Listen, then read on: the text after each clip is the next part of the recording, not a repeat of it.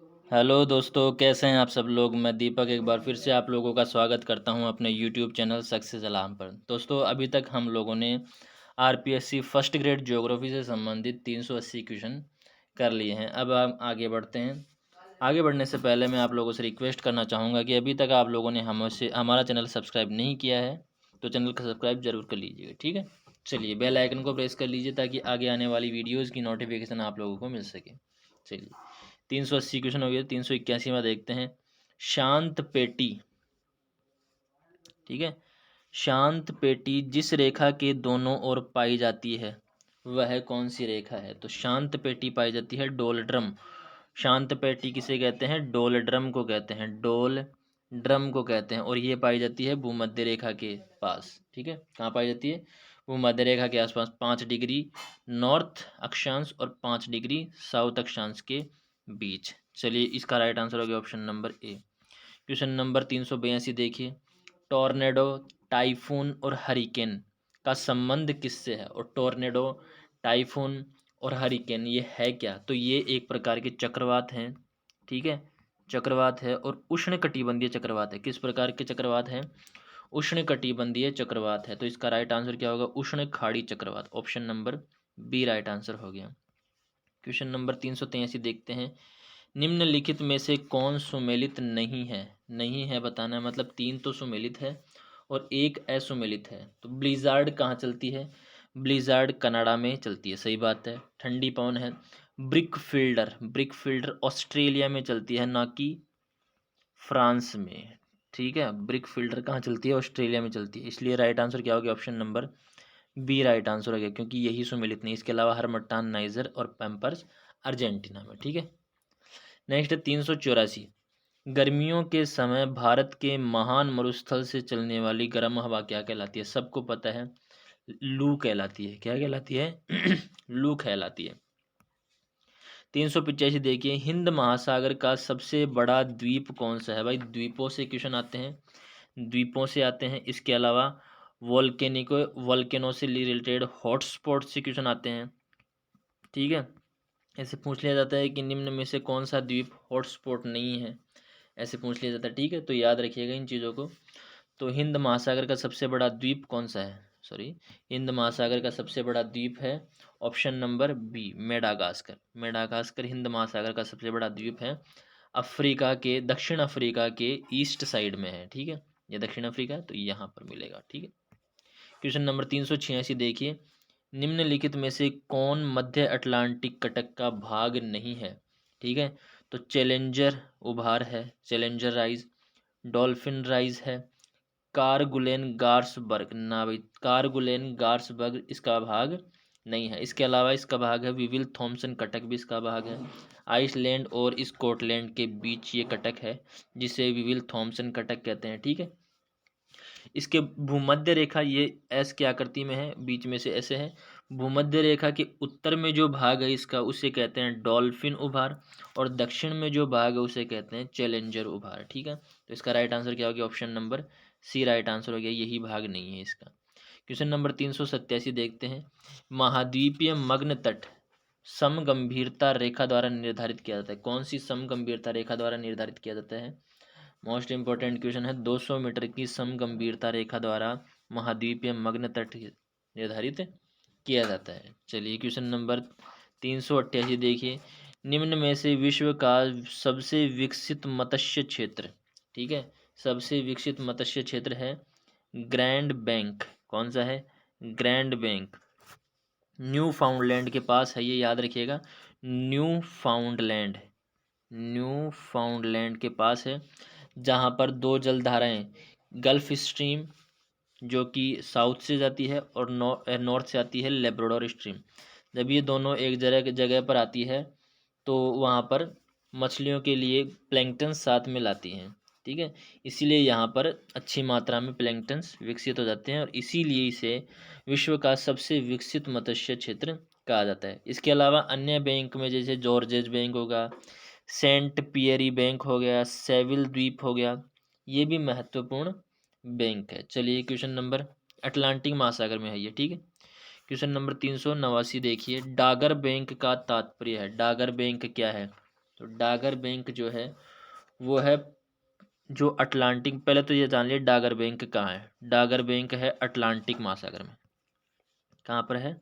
Atlantic महासागर में। चलिए, और डागर बैंक है अटलांटिक महासागर के पूर्व में। ये अटलांटिक महासागर है, ये यूरोप वाला जो भाग है यहाँ पर स्थित है डागर बैंक। तो पूर्वी अटलांटिक के मत्स्य क्षेत्र क्या कहलाते हैं? Dogger Bank. Option number C right answer हो गया। क्वेश्चन नंबर 390 देखिए, समुद्र तल से 1000 मीटर से अधिक ऊंचाई तक उठा हुआ अतः समुद्री पर्वत कहलाता है। अंतः समुद्री पर्वत क्या कहलाता है?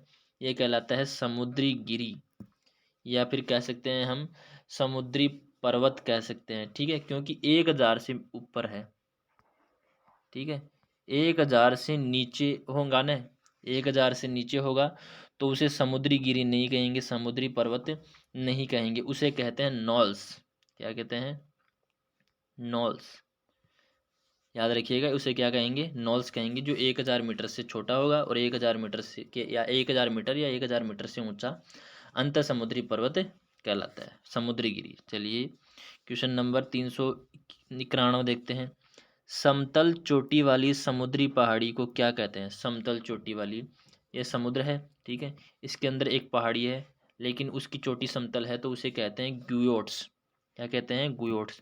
ये क्वेश्चन कई बार पूछा गया है, most important question. Option number B right answer हो गया इसका। क्वेश्चन नंबर 392 देखिए, वृहद महासागरों के क्षेत्र के संबंध में सही अनुक्रम बताइए। ठीक है, तो सबसे बड़ा बताना है, फिर छोटा, फिर छोटा। ठीक है, तो सबसे बड़ा महासागर है प्रशांत महासागर, दूसरा है अटलांटिक, तीसरा है हिंद महासागर और चौथा है आर्कटिक महासागर। Option number B right answer हो गया। क्वेश्चन नंबर 393 देखिए, सर्वाधिक घनत्व वाला समुद्री जल है। कौन से समुद्र का जल सर्वाधिक घनत्व वाला है? तो उत्तरी अटलांटिक का गंभीर जल। उत्तरी अटलांटिक जो है जहाँ पर आइसलैंड के पास, और उसका जो डीप घनत्व है, जो डीप जल है मतलब गहराई में जो जल है, उसका घनत्व सर्वाधिक घनत्व वाला समुद्री जल है। ठीक है, आ रही है बात समझ में? अब जल का घनत्व किसे कहते हैं? प्रति इकाई आयतन में जल के द्रव्यमान को जल का, किसके? प्रति इकाई आयतन में जल के द्रव्यमान को क्या कहा जाता है? जल का घनत्व कहा जाता है, और इसे ग्राम प्रति घन सेंटीमीटर में मापा जाता है। किस में मापा जाता है? ग्राम प्रति घन सेंटीमीटर। याद रखिएगा, ग्राम पर सेंटीमीटर क्यूब। चलिए, क्वेश्चन नंबर 394 देखते हैं।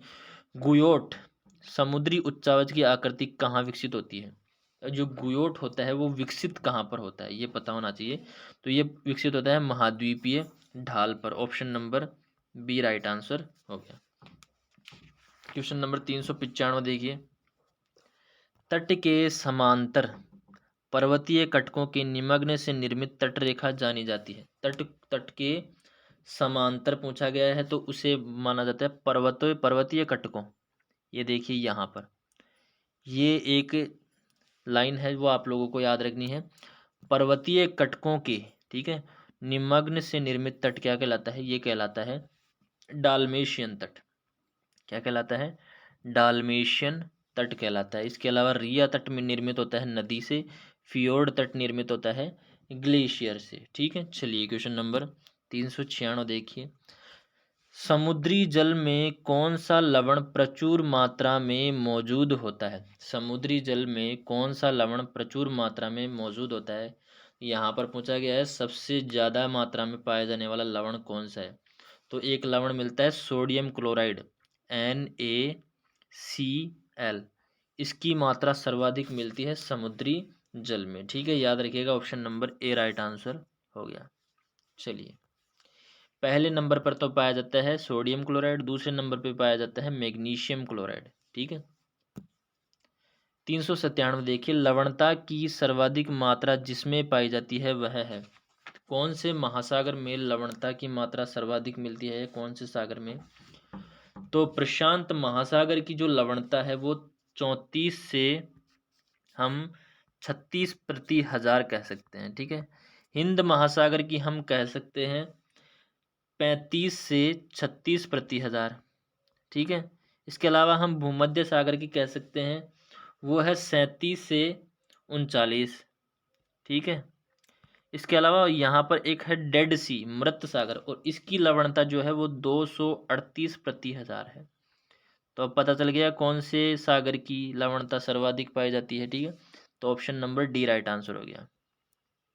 क्वेश्चन नंबर 398 देखिए, अधिकतम लवणता कहाँ पर पाई जाती है।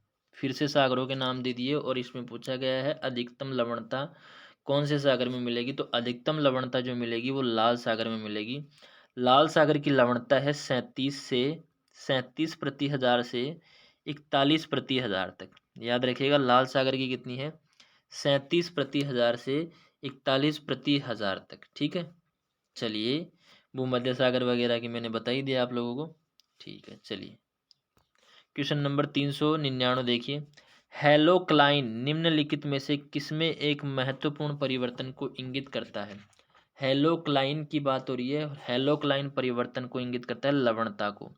Option number B. एक तो होती है हेलोक्लाइन, एक होती है थर्मोक्लाइन, और एक कौन सी है वो मुझे आप कमेंट करके बताइए जो घनत्व से संबंधित होती है। ठीक है, चलिए क्वेश्चन नंबर 400 देखते हैं। 400वां क्वेश्चन है। ठीक है, निम्नांकित में से कौन सा सही कथन है, सही कथन की पहचान करना है। तो चलिए सही कथन देखते हैं। वाष्पीकरण में वृद्धि के साथ लवणता घटती है। नहीं भाई, अगर पानी है और पानी इसमें इस पानी में 200 ग्राम मान लीजिए, 200 ग्राम प्रति हजार लवणता है। ठीक है, और यहाँ से वाष्पीकृत हो गया और ये पानी कितना हो गया, ये पानी हो गया 1 लीटर पानी था पहले, अब 800 हो गया। तो लवणता तो वही है लेकिन पानी की मात्रा क्या हो गई, कम हो गई। मतलब वाष्पीकरण जहाँ पर ज़्यादा होगा वहाँ पर लवणता कम होगी। सॉरी, जहाँ पर वाष्पीकरण ज़्यादा होगा वहाँ पर लवणता अधिक होगी, क्योंकि पानी उड़ जाता है, लवण रह जाते हैं। चलिए नेक्स्ट है, वर्षण एवं लवणता में विलोम संबंध पाया जाता है। विलोम संबंध का मतलब होता है, विलोम संबंध का मतलब क्या होता है, इनवर्स रिलेशन, कि अगर वर्षा ज़्यादा होती है तो लवणता कम होगी, और अगर वर्षा कम होती है तो लवणता अधिक होगी। तो सही बात है, भूमध्य रेखीय क्षेत्रों में उदाहरण देख लीजिए, वहाँ पर क्या होती है, वर्षा ज़्यादा होती है, इसीलिए भूमध्य रेखीय क्षेत्रों में जो सरफेस की जो लवणता है, सैलिनिटी है, वो कम मिलेगी। तो इसका मतलब ऑप्शन नंबर बी सही है। जहाँ पर वर्षा ज़्यादा मिलेगी वहाँ पर लवणता ऑब्वियस सी बात है कम हो जाएगी, क्योंकि वर्षा का शुद्ध जल उसमें मिल जाएगा। ठीक है, चलिए क्वेश्चन नंबर 400 हो गया। क्वेश्चन नंबर 401 देखते हैं। मानचित्र पर सागर की लवणता को दर्शाया जाता है। मानचित्र पर सागर की लवणता को किससे दर्शाया जाता है। तो वो दर्शाया जाता है आइसोहेलाइन। इसके द्वारा, आइसोहेलाइन के द्वारा। एक तो होता है आइसोहेल, ठीक है, और एक होता है आइसोहेलाइन। तो हेलाइन सेलाइन से याद रखिएगा, सेलानिटी सेलेनिटी सेलाइन से याद रखिएगा, लवणता को दर्शाया जाता है। और हेल का होता है, आइसोहेल होता है सूर्य के प्रकाश से। चलिए क्वेश्चन नंबर 402 देखते हैं। निम्नलिखित परतों में से कौन सी परत 300 मीटर से 1000 मीटर की गहराई मंडल में सागरीय जल की घनत्व में त्वरित परिवर्तन को इंगित करती है। घनत्व की बात हो रही है, अभी मैंने क्वेश्चन पूछा था ना आपको। तो घनत्व में परिवर्तन जो करती है, त्वरित परिवर्तन को इंगित करती है। 300 से 1000 मीटर के बीच सागरीय जल के तापमान में काफ़ी तेज़ी से कमी होती है, ये बात याद रखना। और इस मंडल में को थर्मोक्लाइन कहा जाता है। और तापमान में परिवर्तन के कारण क्या होता है, जल के घनत्व में भी परिवर्तन होता है। मंडल में सागरीय जल के घनत्व में त्वरित परिवर्तन को इंगित करती है थर्मोक्लाइन परिवर्तन। कौन करता है, थर्मोक्लाइन। वैसे तो घनत्व से संबंधित जो होता है वो पाइक्नोक्लाइन होता है। कौन सा होता है, पाइक्नोक्लाइन। ठीक है, वैसे ये क्वेश्चन आया हुआ है वर्ष 2011 में यूपीपीसीएस में। ठीक है, ये पूछा गया है, इसमें जिसका राइट आंसर क्या माना गया था, थर्मोक्लाइन माना गया था। अगर वैसे देखा जाए तो यहाँ पर सागरीय जल के घनत्व में त्वरित परिवर्तन को इंगित करता है। तो त्वरित परिवर्तन को तो घनत्व से संबंधित तो पाइक्नोक्लाइन होता है। ठीक है, तो इसका राइट आंसर इसके अनुसार बी माना गया है। ठीक है, चलिए क्वेश्चन नंबर 403 देखते हैं। अप्रत्यक्ष उच्च ज्वार उत्पन्न होने का कारण क्या है।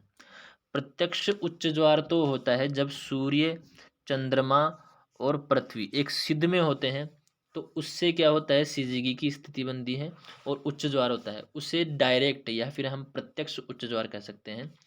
लेकिन अप्रत्यक्ष उच्च ज्वार क्या होता है, पृथ्वी जब सूर्य और चंद्रमा की सिद्ध में होती है तो इस तरफ क्या होता है, उच्च ज्वार आता है, लेकिन पृथ्वी क्या कर रही होती है, या मान लीजिए सूर्य और चंद्रमा है, पृथ्वी रोटेट कर रही होती है, घूम रही होती है, घूर्णन कर रही होती है, तो उसमें कौन सा बल उत्पन्न होता है, अपकेंद्रीय बल उत्पन्न होता है।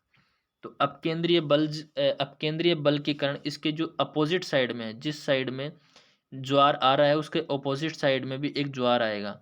वो किसके कारण आएगा, अपकेंद्रीय बल के कारण, क्योंकि अपकेंद्रीय बल क्या करता है, किसी भी चीज को केंद्र से बाहर की ओर धकेलता है। ठीक है, तो पृथ्वी का अपकेंद्रीय बल इसका कारण है अप्रत्यक्ष उच्च ज्वार उत्पन्न होने का। Option number C right answer हो गया। क्वेश्चन नंबर 404 देखते हैं, दो अनुक्रमिक ज्वारों के बीच का औसत समय अंतराल क्या है। अनुक्रमिक ज्वारों के बीच का समय अंतराल क्या होता है, तो वो है 12 घंटे 26 मिनट। ये क्वेश्चन भी कई बार पूछा गया है। ठीक है, 12 घंटे 26 मिनट। चलिए क्वेश्चन नंबर 405 देखते हैं, निम्नलिखित में से किस वैज्ञानिक ने वर्ष 1687 में 1687 में नाम आते ही आप लोगों को याद रखना है, न्यूटन बाबा। ठीक है, ज्वार भाटा तथा चांद और सूर्य के ज्वार भाटा पैदा करने वाले बल की पहली बार तार्किक व्यवस्था प्रस्तुत की थी, किसने, आइजक न्यूटन ने। Option number C. Question number 406 देखते हैं, निम्नलिखित में से किन स्थितियों में ज्वार भाटा आता है। तो ऐसी कौन सी स्थिति है जिसमें ज्वार भाटा आता है। ठीक है, 406 हो गया ना, एक मिनट, 405 हो गया, हाँ 405 हो गया, 406 देखते हैं। तो ज्वार भाटा कौन सी स्थिति में आता है, जब सूर्य चंद्रमा और पृथ्वी एक सीधी रेखा में होते हैं। सही बात है, अभी बताया था मैंने, option number A right answer हो गया इसका तो। ठीक है, चलिए दाहिने कोण दाहिने कोण दाहिने कोण ये नहीं है। क्वेश्चन नंबर 407 देखिए, एक स्थान पर आने वाले अगले ज्वार में जितना विलंब होता है वह है। अगले ज्वार में विलंब जो होता है वो 12 घंटे और 26 मिनट। कितने मिनट, 26 मिनट। तो 12 घंटे नहीं दे रखा है यहाँ पर, 26 मिनट होता है। Option number A. अगर इस स्थान पर मान लो 12 बजे आया है तो इस स्थान पर वापस से ज्वार आने में 12 घंटे 26 मिनट लगे, 26 मिनट एक्स्ट्रा लगेंगे, क्योंकि चांद अपनी जो स्थिति है वो बदल लेता है। क्वेश्चन नंबर 408 है, प्रगतिशील तरंग सिद्धांत, प्रगतिशील तरंग सिद्धांत वेव थ्योरी है विलियम वेवेल की, इसकी इंग्लिश याद नहीं आ रही मुझे, और ये संबंधित है ज्वार भाटा से संबंधित। किसकी उत्पत्ति से, ज्वार भाटा की उत्पत्ति से संबंधित है। ठीक है, चलिए प्रोग्रेसिव वेव थ्योरी कह सकते हैं इसे, प्रगतिशील तरंग सिद्धांत, प्रोग्रेसिव वेव थ्योरी। चलिए क्वेश्चन नंबर 409 देखिए, सूर्य की ज्वार की शक्ति चंद्रमा की शक्ति की तुलना में कितने भाग कम होती है। सूर्य की जो ज्वार शक्ति होती है वो चंद्रमा की तुलना में कम होती है, याद रखना। क्यों, क्योंकि सूर्य की दूरी चंद्रमा की तुलना में पृथ्वी से अधिक है, तो इसकी वो कम होगी। वो कितनी होगी, 1/, नहीं नहीं नहीं नहीं नहीं नहीं, वो होगी 4/9। कितनी होगी, 4/, एक मिनट रुकिएगा, 4/9। चलिए क्वेश्चन नंबर 410 देखते हैं। क्वेश्चन नंबर 410 है, हिंद महासागर में सागर धाराओं की नियमित दिशा में परिवर्तन के लिए निम्नलिखित कारकों का उत्तर दें। दोस्तों हिंद महासागर में क्या होता है कि जो सागरीय धाराएं हैं वो अपनी दिशा बदलती रहती है सीजनली। ठीक है, तो उत्तरदायी पूछ रहा है इसमें कारक। ठीक है, हिंद महासागर का एक अर्ध महासागर है, ये नहीं है।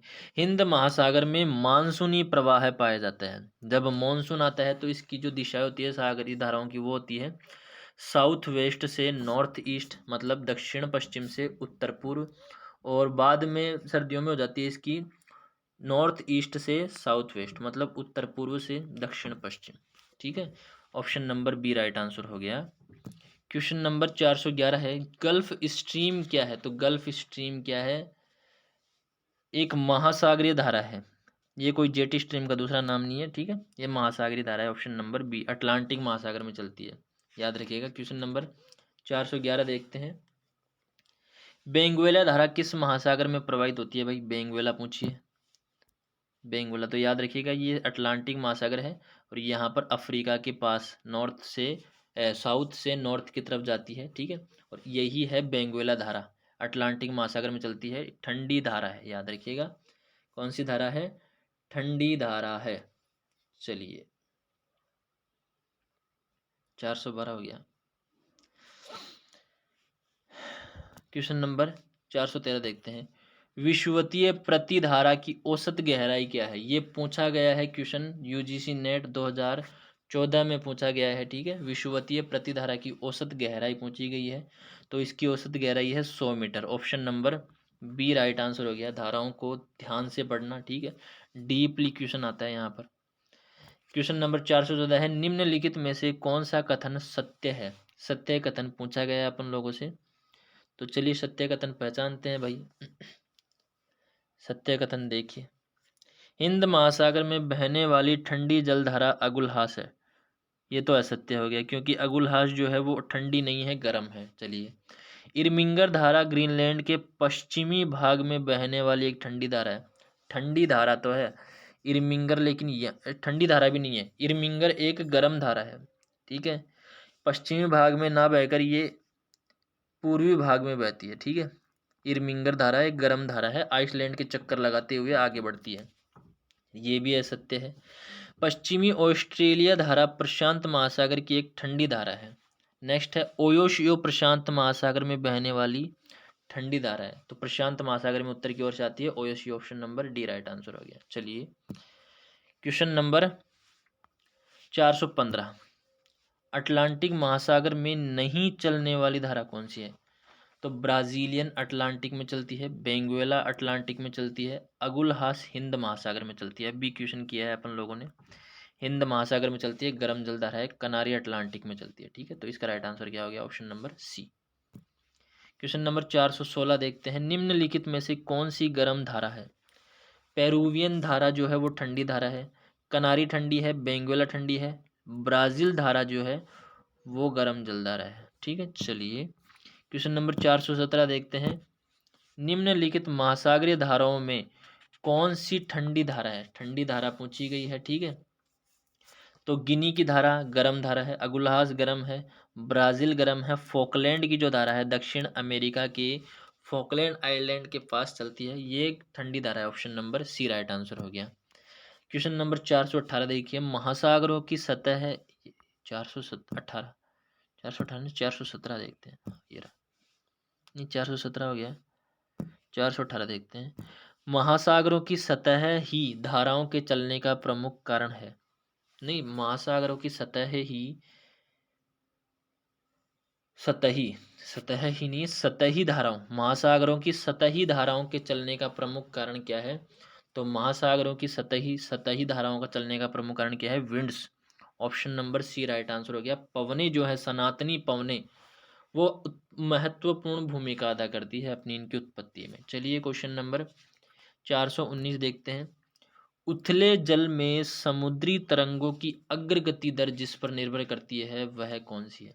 उथले जल में, उथला जल का मतलब कम गहराई वाला जल, जिसमें समुद्रों की अग्रगति दर किस पर निर्भर करती है, ठीक है। तो वो निर्भर करती है वायु के वेग पर। चलिए क्वेश्चन नंबर 420 देखते हैं, उत्तरी प्रशांत महासागर की दो मुख्य शीत धाराएं किस रूप में जानी जाती है?